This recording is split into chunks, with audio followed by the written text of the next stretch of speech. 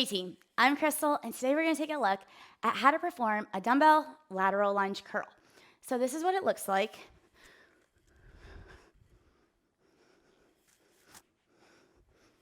One, two. This is also what it looks like. One, and so on. So when we break this down, benefits of our exercise. Full body integration, high metabolic demand. We're gonna start in our strong anatomic position with our feet about shoulders distance apart. Racking our dumbbells up, elbows in, chest lifted, belly braced. From here, we're gonna take a big step out, keeping our heels parallel, hinging from our hip, keeping our chest up, and curling down, framing the foot that we stepped out with our dumbbells. We're then gonna push through the outside edge of our foot, curling up, and just returning to our starting position, and then repeat on our other side. The way we count our reps, 1, 2, 2, and so on. Our common faults in this exercise. The first one is that as we start to move side to side with some speed and we're getting tired, we start to lose control of the curl.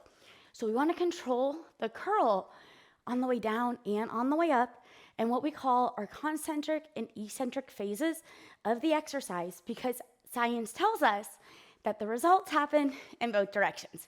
So as we step out, we have control. As we step in, we have control. Every rep, every time. The next common fault we tend to see is we start to drop the chest, rolling our shoulders forward, creating what we call excessive lumbar or thoracic flexion as we get tired. And this, not only does it lose muscular activation in the target areas, but it can load the back inappropriately, which can lead to injury. We want to make sure we keep our shoulders down, our chest up, and our abs tight.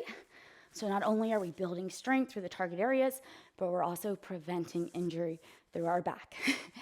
The next common fault that we tend to see is as we step out and in, we start to step in front, or we start to step behind. We want to maintain this nice side to side, so we're staying in our lateral plane of movement, also known as the frontal plane, so that we're really getting this lateral line.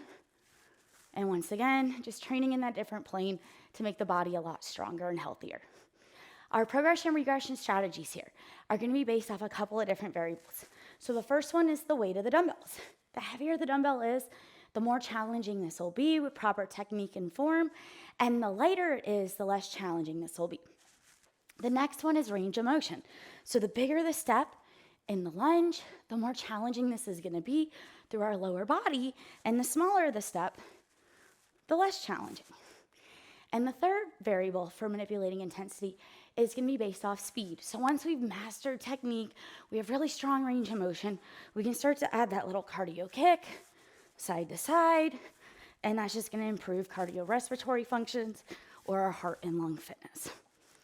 And that is how to perform a dumbbell lateral lunge curl.